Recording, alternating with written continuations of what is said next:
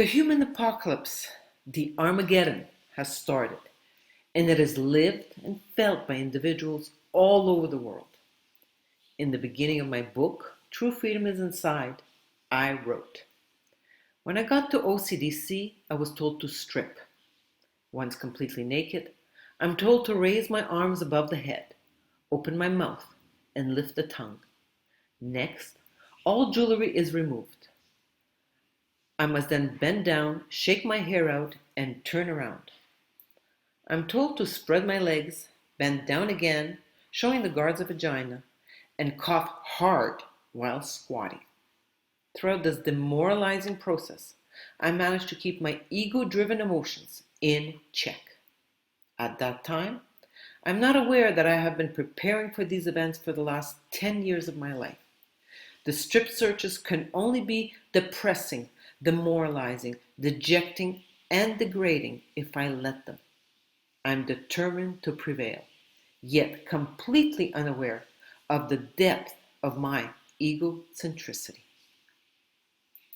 Hola, from Cascada Café Retiro in Popayan, Colombia.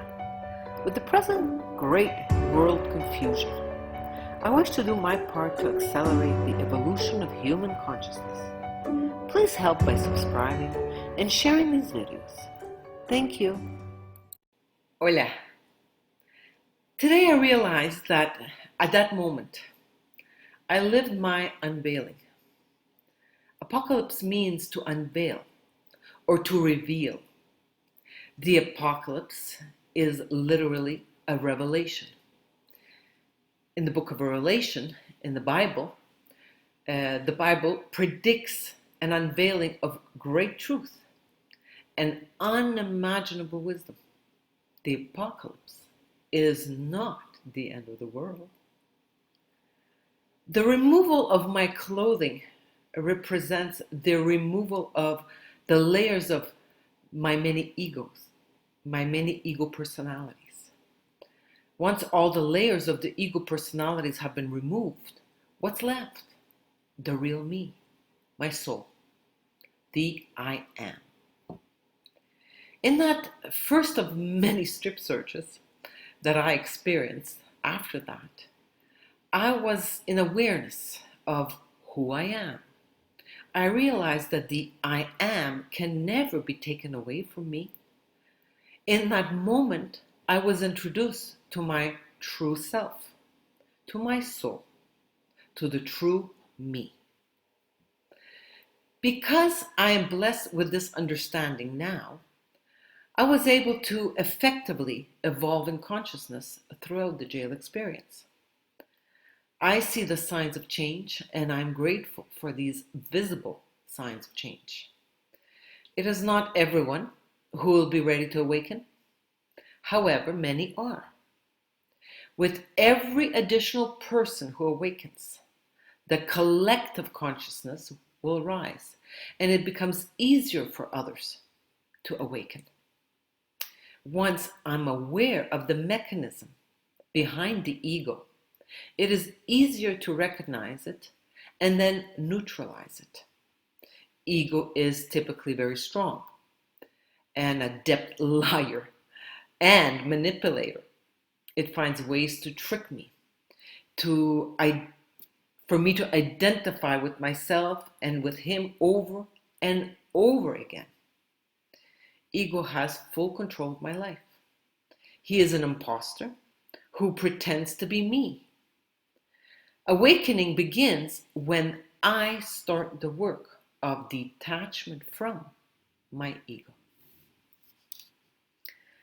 Most people are not aware of their ego, and they will possibly become even more deeply entrenched in their beliefs.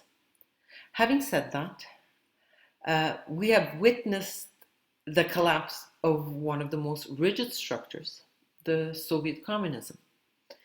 It appeared to be deeply entrenched and solid, yet it disintegrated in a very short period of time.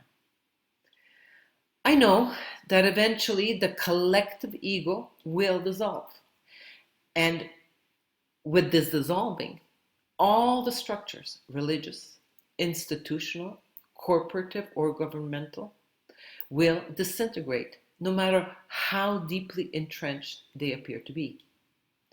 Now, a significant percentage of humanity is recognizing that it is faced with a difficult choice: evolve or perish. We are in the midst of great upheavals that are pushing us toward the transformation. I will be talking about this transformation a lot more in my future videos. Those who have taken this conscious individual decision, the decision is in the middle, and will act in consciousness in their everyday life, they will transform. A percentage of humanity presently, multiplying quite quickly, physically feels the old mental ego dissolving. This creates the needed space for consciousness to integrate itself into the three parts of my body: the mental first, the vital, the emotional, and the physical.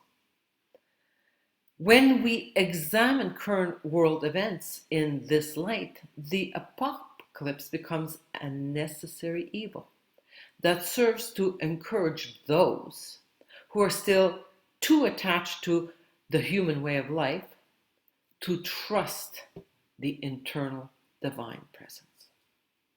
Suffering and illness are evolutionary springboards. When severe changes take place in the external environment, the plant, the animal, and the human being go into a state of shock, a limit situation. I must react at that point of no return and find the courage to choose life instead of survival and death. The apocalypse is here. I am grateful for all this chaos. The present world situation is a tremendous gift because it pushes humanity in this new direction. There's no way back, whether we want to or not, whether we are aware of it or not.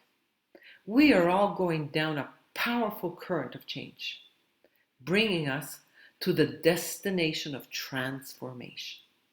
Up until now, I have always lived lives full of suffering.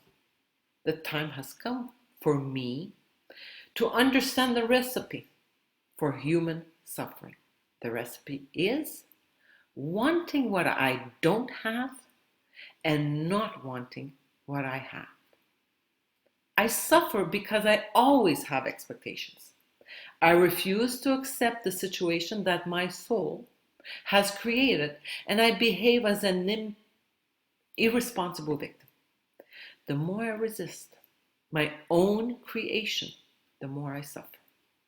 Finally, I know that suffering is a necessary evil.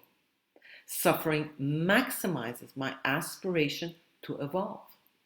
When I allow everything that goes on in my life and choose to unite with infinite love, I discover an inner peace and strength.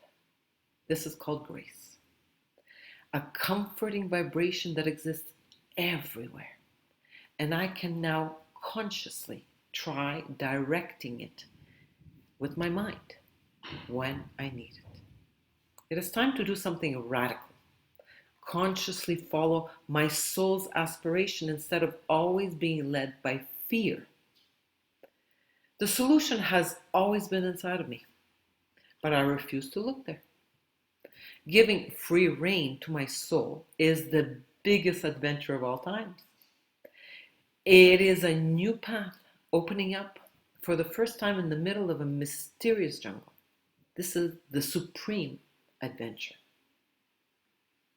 Infinite love.